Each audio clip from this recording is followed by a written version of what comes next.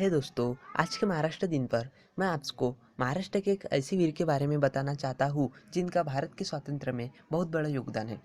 और इस बात की मुझे बहुत दुख होता है कि इस व्यक्ति के बारे में इतिहास में बहुत कम जानकारी है और हम में से कुछ लोगों को ही इनका नाम पता होगा। और तो दोस्तों, आज हम महान गुरुवर्य लहूजी वस्ताद के बारे में बात करने वाले हैं, जिन्होंने बहुत से क्रांतिकारी को शस्त्र विद्या प्रदान की है। इनमें से लोकमान्य तिलक, महात्मा फुले और ऐसे अनेक व्यक्तियों को इन्होंने शस्त्र विद्या प्रदान की है।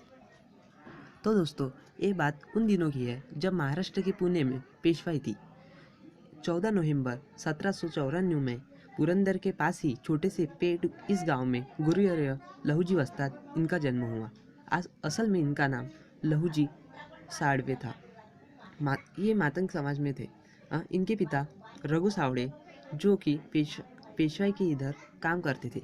कहा जाता है कि इनकी पूर्वज पुरंदर किले के पहरेदारी करते थे और छत्रपति शिवाजी महाराज ने उनको राउत यह पदवी दी थी। लहूजी इनके परिवार में तीसरे व्यक्ति थे। इससे पहले उनके दादाजी का नाम लहूजी और उनके पर दादाजी का नाम भी लहूजी था।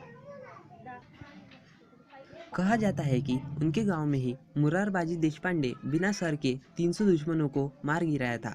उनका वारसा लेके ही गुरुवर्य लहूजी वस्ताद ने जन्म लिया था। इनके पिता रघु सावड़े, जो कि अपने शरीर से बहुत मजबूत और बलवान थे, उन्होंने अपने घर चलाने के लिए पेशवाई की यहाँ नौकरी करना चालू की थी।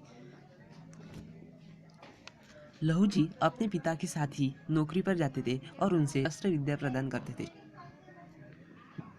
और उनसे शस्त्र विद्या लेते थे। उन्होंने डांड पट्टा, तलवार, भाला फेंक और बहुत से हथियार चलाने सीख लिए थे।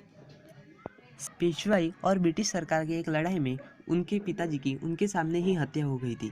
इसकी आग उनके सीने में जल रही थी।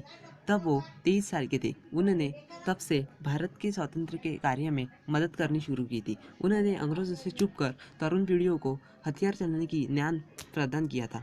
उन्होंने लोकमान्य तिलक, महात्मा फुले और क्रांतिकारी वासुदेव बळवंत फडके जी को शस्त्र विद्या प्रदान की थी। वासुदेव बळवंत फडके ये उनके खास विद्यार्थी थे।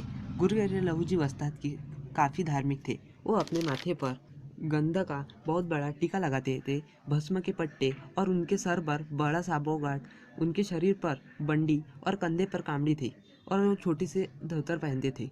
इस तरह से वो सरल परंतु शोभाशाली वो वस्त्र धारण करते थे।